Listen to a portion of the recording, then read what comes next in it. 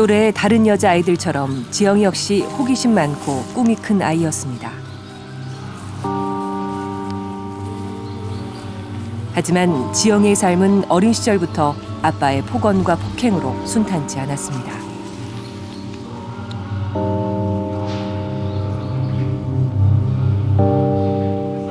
술 먹거나 아니면 심부름 시키는데 안 한다고 하면 그렇게 했어요.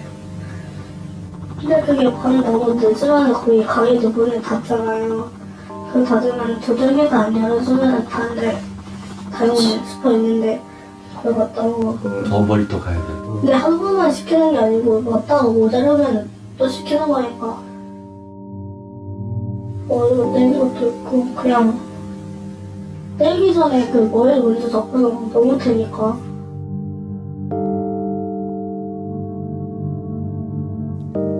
그런 지영이에게 본격적인 악몽이 시작된 것은 7년 전. 못 마실 때 술 많이 마시다 보면은 도저히 심하잖아요. 화장실 갔다 왔다 할 때 화장실 가는 방향이 내 방에 지나쳐야 되니까.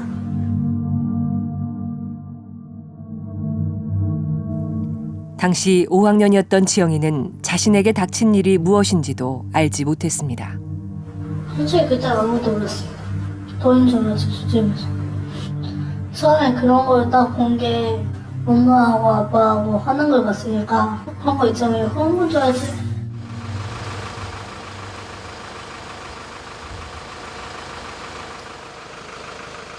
지영이가 지금 살고 있는 곳은 종교단체에서 운영 중인 작은 쉼터. 아빠를 피해 다른 쉼터 등을 전전하다 마지막으로 온 곳입니다. 뭐 생활하는 거는 괜찮아요? 네, 괜찮아요. 어떻게 하루 일과가 어떻게 돼요? 그냥 예배도 더. 예배도 보고. 초등학교 5학년 때는 아빠 친구로부터도 성추행을 당했습니다. 아빠한테 몇 번 얘기하다가요. 그때는 얘기 안 했어요. 왜냐면은 그 얘기해도 술 먹으면 다시 집에 왔다 갔다 하니까 그냥 안 했어요. 그냥.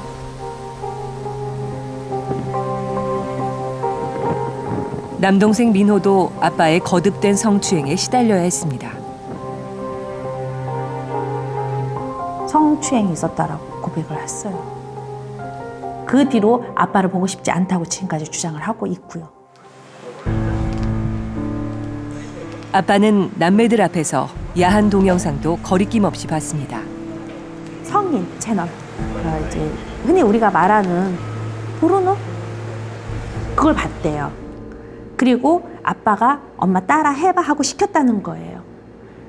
6살 나이에 뭘 알았겠어요. 아무것도 몰랐죠, 걔는. 그냥 따라 했잖아요. 반항할 수도 없었고, 반항 전에 제가 그 아이를 봤을 때는 많이 맞았거든요. 그냥 일반 가해도 아니고 구타 수준은 아닌 폭행. 발로 쳤거든요, 아이를.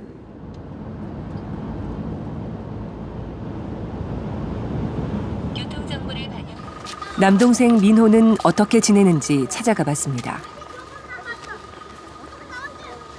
지적장애 3급인 민호는 장애아동시설에서 생활하면서 초등학교를 다니고 있었습니다. 말씀 피는 거 알아보려고. 처음엔 학교 생활이 쉽지 않았습니다.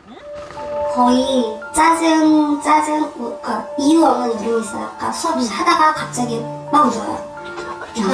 그런 경우도 있었고, 직접 장애라고 해서 도와주기 안 되는 건 아니고 특성의 관계가 있진 않는데 안 되고, 또 친구들과의 관계는 그랬으면은 그들은 거의 웃지도 않고, 그때 처음에 제가 이렇게 미술 활동하면서 그려본 그림이 있어서 그거 말했더니 아빠를 이렇게 가시 같은 철창에 다 가둬놓고 그런 그림이 있었거든요. 아빠에 대한 그 적대감과 그런 게 많아서 그런 걸로 보면서 아빠가 벌을 받았으면 좋겠다고 그런 얘기를 했었거든요. 내가 그때 물건값 붙이고 잠깐 사이였는데 전화 민호는 2년 전인 10살 때 아빠의 성학대 증언을 하기도 했습니다. 그래갖고 그러니까 아빠한테 그 성추행 당하거나 이럴 때 가 막았었다는 거예요. 못하게 아빠를 막았대요. 파리채로 때려가면서 막기도 하고 몸으로도 이렇게 손 벌려서 아빠가 못하게 막고 그랬다는 거예요. 이거는 정말 기특도 하고 진술이다 증언을 받았어요.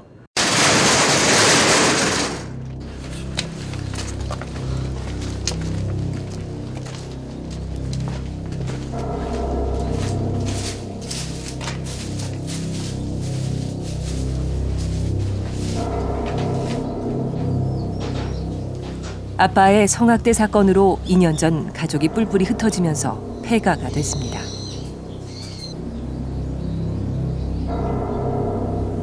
방은 여기예요. 저 여기 혼자 살았나요? 네, 혼자서 여기서 생활을 했었습니다. 아이 진술에 의하면요, 이제 아이가 이 방에서 혼자 잤거든요. 혼자 잘 때 화장실을 갔다 일 보고 오면서 아이를 성폭행했어요. 그때 당시에 요 화장실이 여기밖에 없었거든요. 그리고 그때 당시에 여기 재떨이 아빠가 방 안에서 담배 연기를 뿜어대면서 아이들 건강이 위험했다고 합니다. 이 재떨이에다가 이제 담배를 껐고요. 특히 남동생 민호는 폐 수술을 받았던 적이 있어 더 위험했습니다. 이 안에 이 정도 차원이 아니라요. 이게 제가 이렇게 막 꼽혀 있었어요. 그래 그 정도로 담배를 폈고, 그게 이제 아이한테는 열을 수반하거나 아니면 실질적으로 목숨을 위협이 돼서 제가 이제 그 위급한 상태로 와서 아이 싣고 병원에 간다든가 중간에 119 구급차를 만나서 간 적도 있고 굉장히 위급한 상황이 많았습니다. 저도 목격한 게 여기에서 저까지 걔가 지영이 남매가 좋아했던 개를 기르던 곳입니다. 3마리씩 키웠던 거로 제가 알고 있어요. 개를 키웠던 곳이에요. 그때 여기에 저희가 이제 그 구출할 당시는 여기 한 마리가 있었어요. 그 이 장소에서 거슬러서 이 개를 갖고 어디서 잡았냐면요.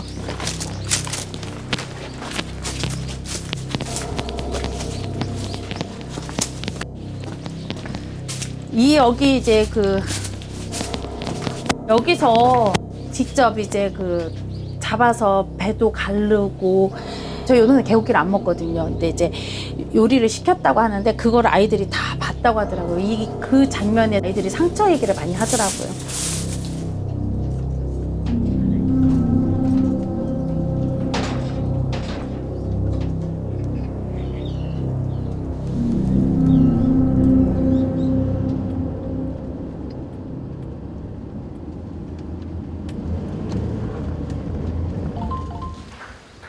제작진은 엄마가 당시 성학대 사실을 알고 있었는지 궁금해졌습니다. 찾아간 곳은 한 정신병원. 지영이 엄마는 2급 지적 장애인이었습니다. 여기가 사는 게 좋아? 얼마큼? 많이? 지영이 엄마는 지영이가 성학대 당하는 사실을 당시에 몰랐다고 말했습니다. 이혼 어떻게 하실 생각? 하지만 2주일 뒤 다시 만났을 때는 다른 말을 했습니다. 하고 아빠하고 둘이 했어요. 하고 했어요. 내가 이렇게 화났어요. 딸을 먹어? 네. 내가 이거 했어요. 많이 아파했어요. 속 찌고 많이 아파했어요. 한테 내가 들어오지 말았어요. 집에 들어오지 말라고? 딸을 지켜주지 못했다며 끝내 눈물을 흘립니다. 많이 찌어지지. 내가 걔에게 찌어져요. 많이 아파요. 엄마에게. 이렇게 보고 있으면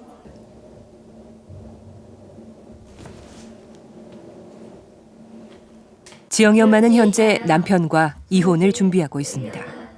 까먹었으니까 알게 있어. 다 술만 나게 있어요. 남자 아니지. 남자 아니에요. 자, 앞으로 영영 안 보고 살 자신 있어요? 예, 만날 거예요. 남편이 막 사정을 하면 같이 살자고. 아유, 끝났어요. 나하고 이렇게 살만 살고 있어. 내가 잘 안 해줄게. 더 잘해줘요. 같은 경우는 가장 불쌍한 아이 중에 하나예요. 왜냐면은 아빠가 그랬음에도 불구하고 엄마는 그 사건을 알고도 엄마가 사실 적극적으로 이제 대응을 해줄 수 있는 사람이 아니었어요. 지적장애자이기 때문에.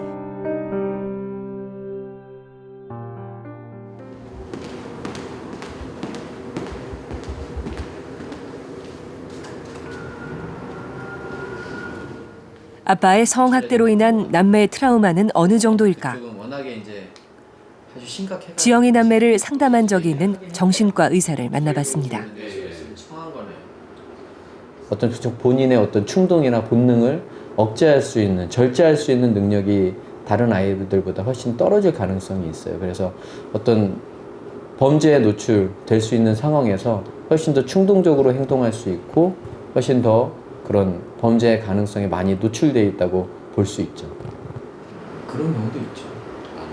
아무래도 좀 하루라도 빨리 치료적인 접근, 전문적인 치료적인 접근이 개입이 됐었다라면 아무래도 우리가 장기적으로 봤을 때 조금이라도 좀 도움을 받을 수 있고 좋은 예후를 볼 수는 있었겠죠.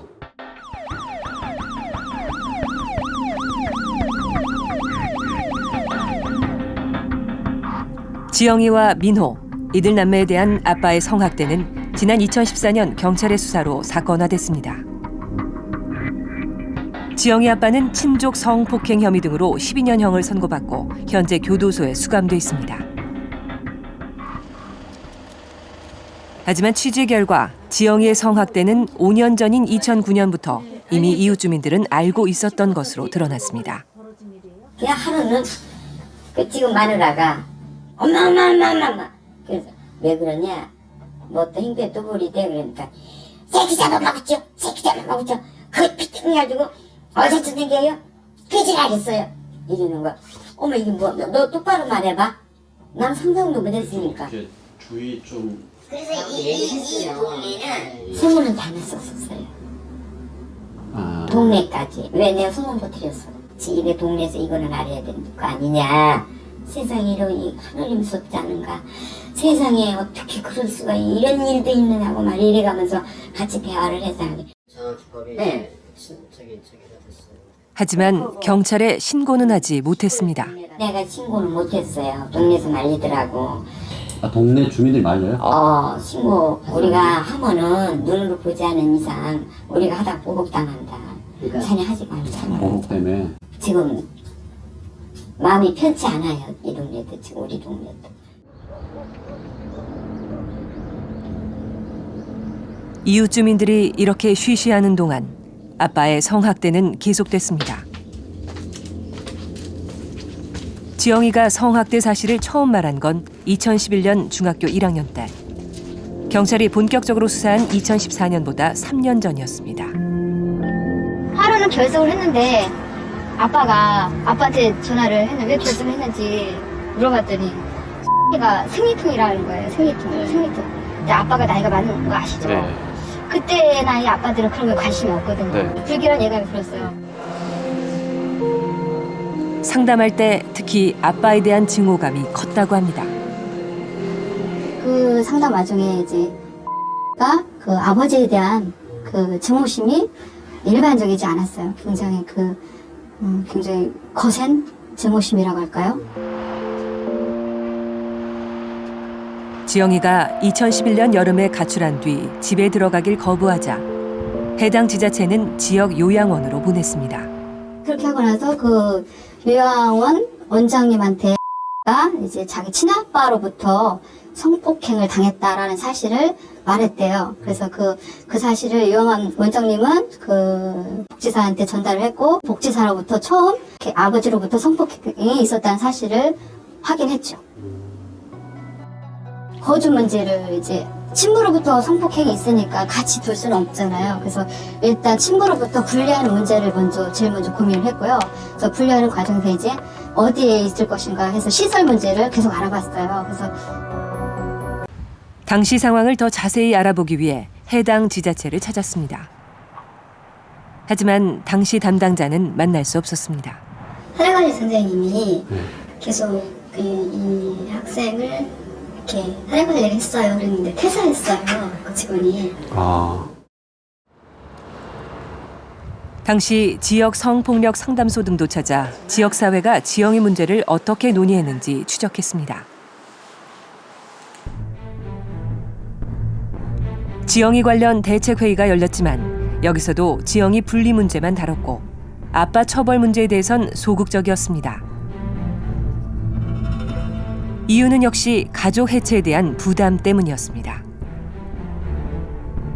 분리하는 부분만 저희가 초점을 더 강하게 줬던 것 같이 느껴져요. 그때 그 상황에서 엄마는 이제 지적 사회가 있기 때문에 이제 인지 능력이 좀 떨어지잖아요. 아버지가 모든 것들을 다 이제 가정사라든가 돈 관리라든가 이런 것들, 아이들 문제라든가 이런 것들을 그 아버지가 다 하는 수밖에 없다. 엄마는 그런 이제 그 능력이 안 된다. 아버지는 당연히 아니었을 거로 얘기했을 거고. 그렇죠. 아버님은 이제 아버지 엄마를 따로따로 상담하신 거죠. 아니 같이도 만났고 엄마를 또 따로 만났어요.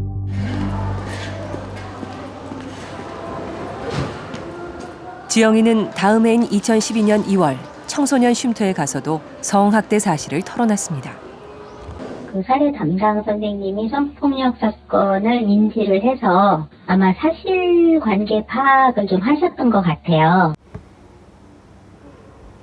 하지만 이곳에서도 경찰 신고는 이루어지지 않았습니다. 미비하게 그 대처한 부분도 인정을 해요. 아이가 얘기한 것을 모두 다 진심이라고 믿고 무조건 신고를 해야 되는가라는 부분은 어쨌든 기관에서는 사실관계 파악이 좀 필요하다라고 아마 그때 당시는 판단을 했던 것 같아요. 거기 선생님이 전화를 한번 해보네요. 상담 선생님이? 근데 전화 통화를 할 때 녹음을 하라고 그래가지고 녹음을 일단 눌러서 하는데 안 눌러요. 하지만 이런 움직임은 지영이의 신고를 아빠가 알게 되고 아빠가 가족 해체를 언급하며 지영이를 협박하는 결과를 낳았습니다.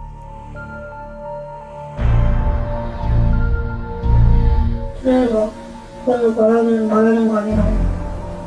아빠가? 네, 그냥 가족이 못 산다. 가족이 못 산다? 아빠 없이는 못 산다. 그런 거. 2013년에도 지영이는 아빠의 성학대 사실을 학교에 또 알렸고 학교 측은 경찰에 신고했습니다.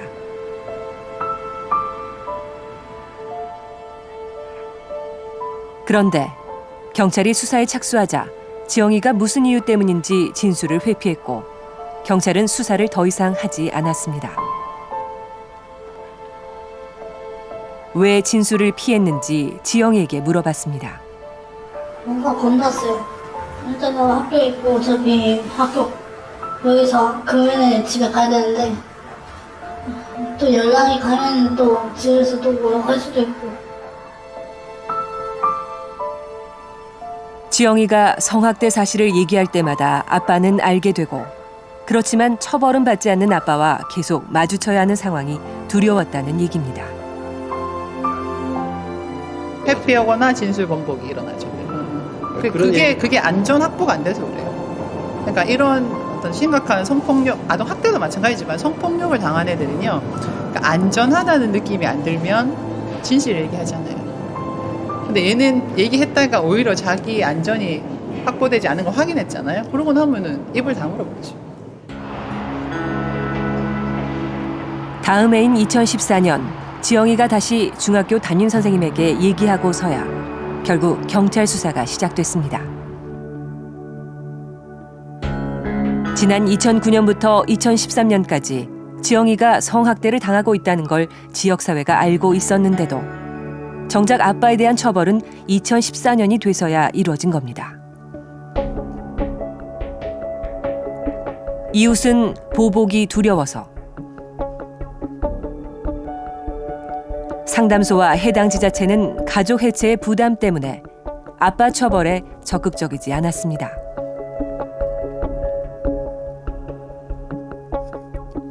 쉼터 역시 경찰에 신고하지 않았고 경찰은 지영이가 진술을 피한다는 이유로 더 이상 수사하지 않았습니다.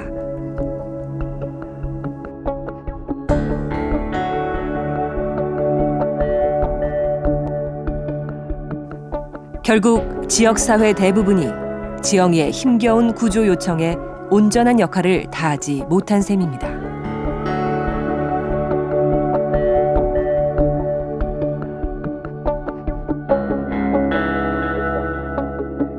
그때 이제 아버지가 이제 좀 처벌을 받아야 된다는 생각을 했구나.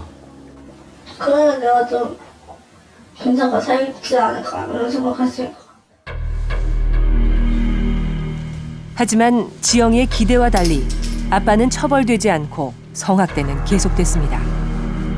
2011년도부터 이제 쉼터 생활이 시작되는데 그 사이사이 집에 어떤 적이 있잖아, 그치? 네.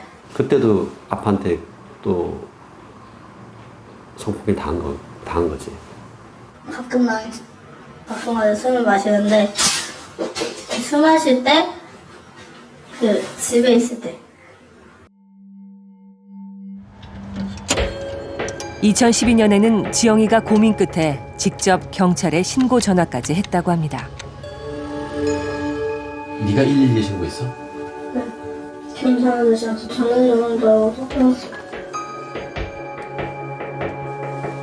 경찰은 당시 해당 경찰서는 녹음이 되지 않아 확인이 어렵다고 말했습니다. 그 당시 해당 경찰서에 있으면은 그것도 다 녹음되는 거죠. 그때 당시는 안 됐을 거예요. 지금 지방청에 하는 거 다 녹음.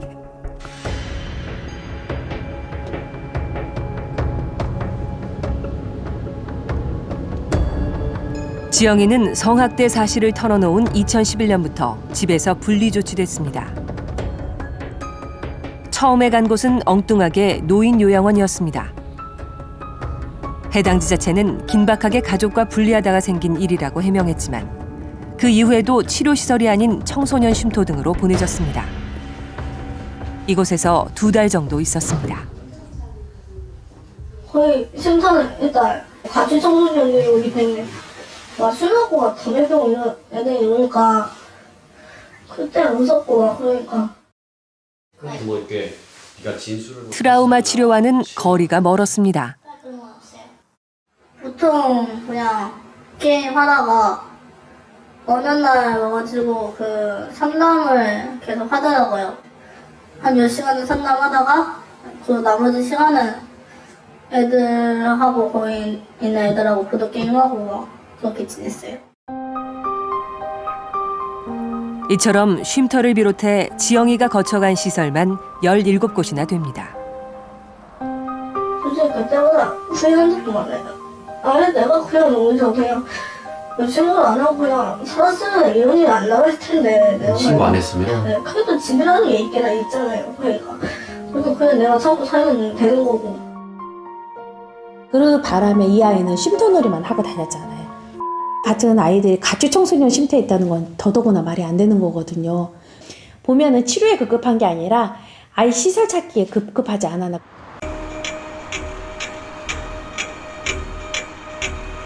전문적이고 장기적인 치료가 필요했는데도 지영의 치료를 둘러싼 시설 간 입장 차이로 이번 치료 시기를 놓치기도 했습니다. 즉 유관기관 사례관리지를 확인했을 때는 성폭력 피해도 있었고 또 피해자에서 가해자로 변하고 또 자타의 위험이 있었기 때문에 입원 치료라든지 지속적인 관리가 필요한 상태였습니다. 약물 치료나 입원 치료는 지금으로서는 필요하지 않다라고 하는 이야기를 듣고 누구한테요? 의사 선생님한테요. 듣고 저희가 이제 그 치료는 진행하지 않았었어요. 친족에게 성학대를 당한 피해자를 위한 쉼터는 전국에 4곳이 있습니다. 지영이도 이곳을 거쳐갔습니다. 하지만 대부분 피해자들의 거처 역할이 강하고 치료 부분은 약한 실정입니다. 병원 치료를 하면서 치료와 상담이 같이 가야지만 얘가 정말 어떻게 보면 통합적인 인간이 되지 그동안에 시설을 두는 거는 말한 것처럼 그냥 상담으로만 얘를 어떻게든 좀 개발차순시키려고 했다는 게 있지 않나 싶어요. 아 여기서 또 몇 개월 해볼까 이렇게 쉼터놀이를 앙상하는 우리가 그만큼 사후관리가 약하다는 거예요. 또 뭔가 진단과 치료가 이루어진 다음에 이제 어느 회복 단계에 있어서 프로그램이 필요할 때 저희 시설로 오는 게 전체적으로 맞다고 보는데요. 아직 우리나라가 그 부분에 대한 합의가 없어요. 치료 전문가가 있는 해바라기 센터와 쉼터 간 치료 협력이 부족하다는 목소리도 나옵니다. 그러니까 예를 들면 우리한테 보냈어도 우리가 데리고 있어도 본인들이 일단 보낸 채무가 있으니까 이렇게 소원을 하든지 뭘 하든지 걔에 대해서 좀 책임감을 가져야 되는데 지금 그런 부분에 저들이 실무에 와보니까 많이 약해요. 아쉬운 부분이에요. 그런 점이. 일당 100이거든요. 그러니까 친정 성폭력 아닌 가벼운 모르는 사람한테 당한 성추행 100명 치료하는 것보다 얘 한 명 치료하는 게 훨씬 어려워요. 근데 국가는 그거를 이건 100명 치료한 거고 이건 한 명 치료한 거로 되니까 이런 애들은 점점 시스템에서 누락되는 거예요. 지가 잡혀가면 그 집안은 경제가 어려워지거든요. 그러면은 얘네들은 그러니까 그 생활 수준 자체가 떨어져 버려요. 그러면은 모든 원망이 얘한테 갈 수밖에 없거든요. 그래서 국가적으로 이 아이들이 도움을 받을 수 있는 시스템을 만드는 게 중요하고 그 다음에 이런 죄책감을 느끼지 않도록 이렇게 삶을 다시 이렇게 만들어야 되는데 그거는 국가가 하지 않으면 안 돼요.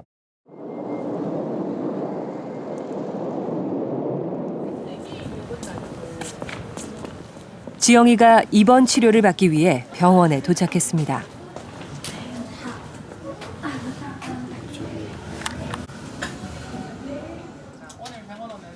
앞으로 치료해줄 선생님과의 첫 만남이 이뤄졌습니다. 겪은 일과 같은 그런 일을 겪은 애들을 많이 진료한 의사고 이름은 정은선이라고. 반갑다. 소개해봐. 그래. 병원에 이렇게 찾아오게 된 계기, 동기, 이유가 뭘까? 진료하러. 어떤 부분에 도움을 받고 싶어? 자, 지금까지 네가 여러 사람, 선생님들, 의사 선생님을 만나고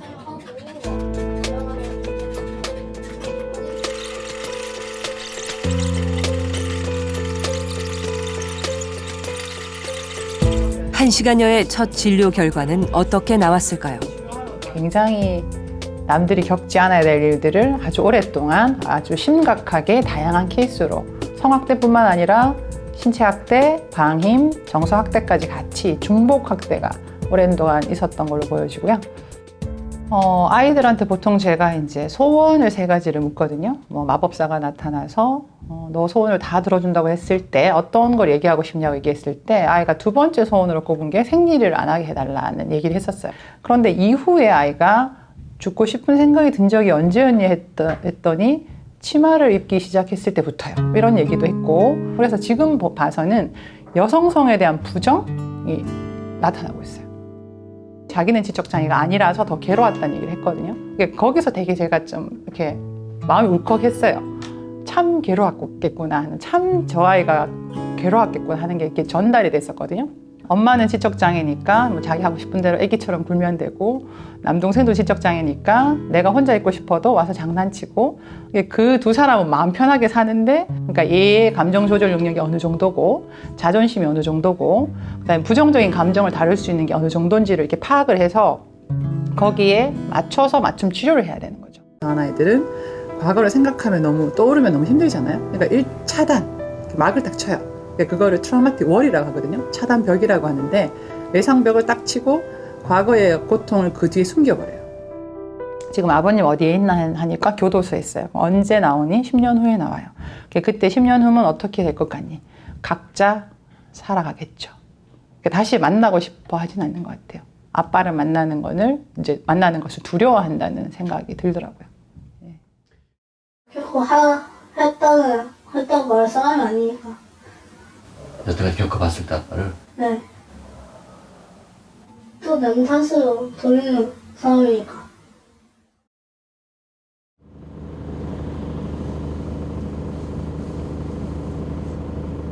지영이 아빠는 여전히 성학대 사실을 부인하고 있을까?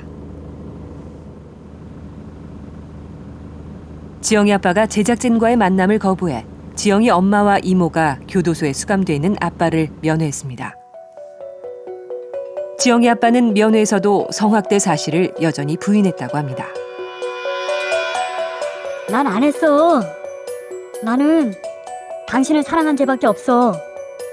억울해. 나는 아무 짓도 안 했는데 판사가 지영이 말 섞인 것이 내 잘못이라고 강제로 사인받은 거잖아. 지영이는 컸기 때문에 민호가 보고 싶어. 2026년 5월 14일 내가 여기서 나가. 그때까지 나를 기다려줘, 제발. 나랑 이혼하면 안 돼. 당신 없으면 하루도 못 살아.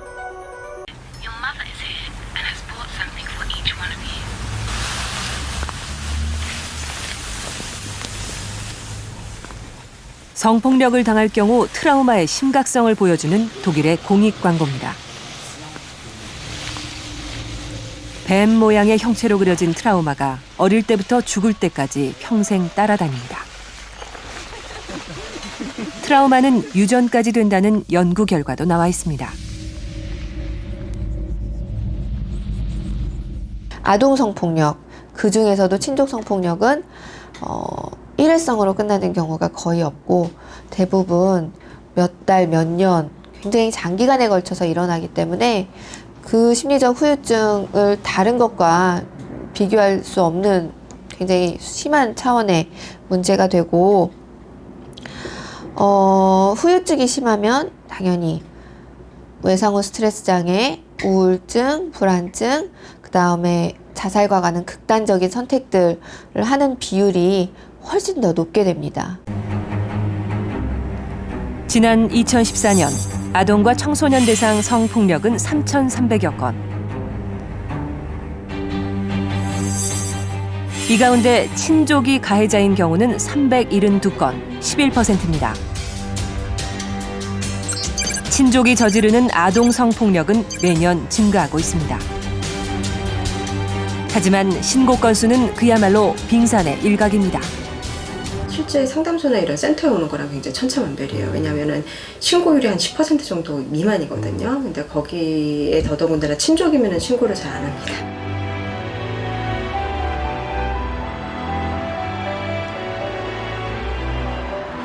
스물두 살 민영이도 친아빠로부터 10년 넘게 성학대를 당했습니다.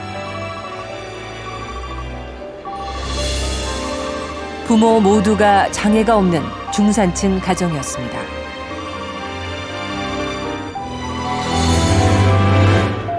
처음에 이제 너무 어릴 때 뭐 초등학교 1학년, 2학년 때는 아빠가 그냥 장난식으로 했었죠.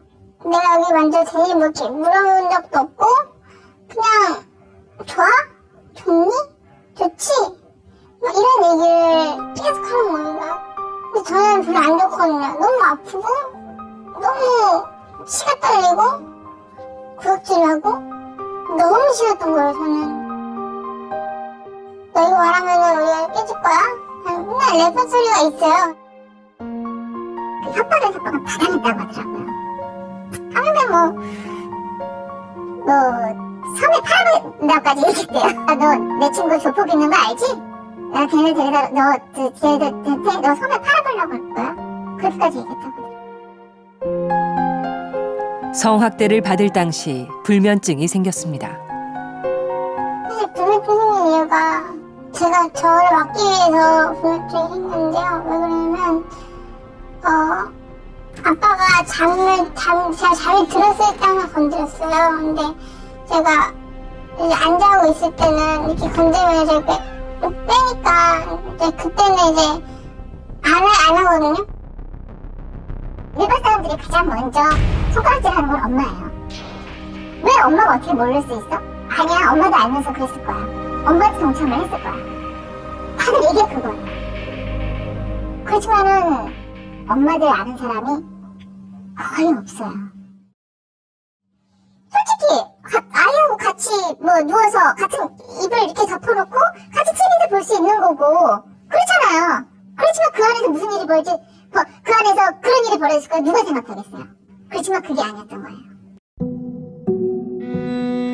민영이의 진술을 번복시키기 위한 회유나 협박도 있었습니다. 어떻게 딸이 아버지를 고소하느냐, 그런 도덕적인 문제를 가지고 저한테 접근을 했어요. 부모도 그렇고 너가 고소를 취하하면은 아빠랑 떨어져 살게 해주겠다, 그런 거 많이 들었어요. 민영이는 성학대 후유증으로 현재 정신장애 3급을 판정받았습니다. 엄마의 도움으로 치료는 잘 받고 있지만 환시와 환청 증세에 시달리고 있습니다. 한시원장이 보여서, 예를 들어서 아빠가 횡단보도 끝에서 니가 이렇게 하면은 저도 모르게 저게 아빠인가 하고 이제 막 도망가야 되나? 그냥 막 고민이 엄청 돼요, 그때는. 그래서 거리 나가기도 힘들고, 집에서는 막 할머니, 할아버지가 막 그냥 음성으로 내가 어떻게 아빠를 그렇게 할 수 있니? 아빠인데 그래도 그렇게 하면 안 된다. 뭐 이런 얘기를 계속 이제 하청하시는 거예요.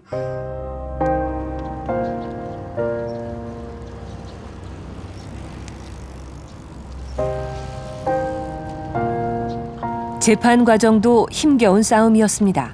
재판을 하면서 인정을 했지만 자신의 형량을 줄이기 위해서 아주 온갖 수단을 다 동원하더라고요. 그리고 거기에 제일 첫 번째 하는 게 뭔지 아세요? 변호사 선임이에요. 저희 같은 경우는 전 법무부 장관이었어요. 전 법무부 장관이 나서서 가해자를 변론을 해줬어요. 가로막기 위해서는 예전에 그 강도한테 좀 아주 한번 강도 상해를 당한 적이 있는데 굉장히 짧은 수술이었어요. 한 10분, 15분? 그 정도 된 수술밖에 안 됐어요. 그러니까 굉장히 약한 수술이었죠. 근데 그때는 아무 소견도 없었어요. 근데 그게 어느 날 갑자기 정신과 진료로 바뀌어버렸어요. 그리고 이 사람이 초범이었다는 거, 아무 죄를 짓지 않았다는 거, 그리고 이 사람이 자신의 죄를 인정한다는 거, 그리고 반성문을 썼다는 거. 친족성폭력 가해자들은요, 판사한테 반성문을 써도요, 피해자한테 절대로 미안하다고 한 번도 얘기한 적 한 사람이 없어요. 근데 판사들은 그거를 인정해줘요. 그거를 판사한테 잘못했다는 거지 피해자 아이들한테 절대로 다 잘못했다고 한 적 없어요. 저한테도요, 잘못했다고 한 적 없어요. 원래 검사가요, 구형을 20년을 때렸어요. 근데 10년이 나왔어요. 그거 다들 놀라는 거예요. 원래는 그렇게 나오면은 최소 12, 13년이 나와야 되고 15년이 나와야 된다는 거야. 그 사람은요, 절대 포기 안 해요. 끝까지 자기 살아있는 끝까지 저희를 쫓아올 사람이에요. 저도 그걸 알아요. 그래서 그거에 대해서 굉장히 두려워요, 저희 딸이. 근데 방법이 없다는 거예요. 이 아이를 보호해줄 수 있는 방법이 어디에도 없어요. 뭐 접근금지 명령 있어요. 있으면 뭐예요? 100m? 100m에서 금방 와요. 지영이의 꿈은 미용사가 돼 엄마와 남동생과 함께 사는 겁니다. 동거리도 될 수 있고, 만약에 엄마와 같이 살게 되면은 같이 생활하면서 그냥 내가 엄마 머리 다듬어 줄 수도 있는 거고, 엄마가 염색 좋아할 거예요. 이를 위해서는 먼저 치료 과정을 잘 견뎌내야 합니다. 드러내는 것이 50% 치료예요. 내가 그런 일 당했어요. 오픈을 하는 게 50% 치료이기 때문에 그런 얘기를 할 수 있는 분위기를 만들어요. 민영이는 대학 입시 면접에서 자신의 아픈 과거를 밝히며 합격했습니다. 현재를 보지 말고 미래를 보라고 하고 싶거든요. 왜냐면 현재 동안 했던 일들이 굉장히 괴로울 건 맞아요. 괴로울 거예요. 막 저 그 조사를 받기 전에, 진술을 하기 전에 굉장히 괴로웠었거든요. 이거 내가 한 거 맞나? 보급비라는 게 아닐까? 근데 생각해보니까 아빠는 벌을 받아야 될 사람이에요. 벌을 받아야 될 사람인데 이 사람을 가만두면은 제가 아니라 제 2의 피해가 생길 거라는 생각이 드는 거예요. 그래서 그 친구들도 물론 나 자신이 중요하지만 나 자신을 위해서라도 아니면 다른 사람들을 위해서라도 그렇게 생각하고 진술을 했었으면 좋겠어요. 민영이의 꿈은 자신의 아픈 과거를 영화로 만드는 겁니다.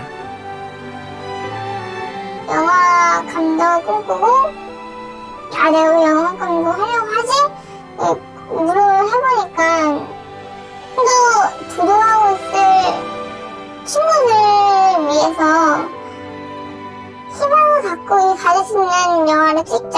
그러니까 엔딩은 지금 말씀 못 드리지만 정말 희망적인 영화거든요. 그래서 너희도 할 수 있어 라는 메시지를 주고 싶은 거예요. 저는 한창의 환시가 있어도 너는 영화를 만들 수 있고 지휘도 할 수 있고 공부도 할 수 있고 할 수 있어 라는 걸 알고 싶어요. 저는.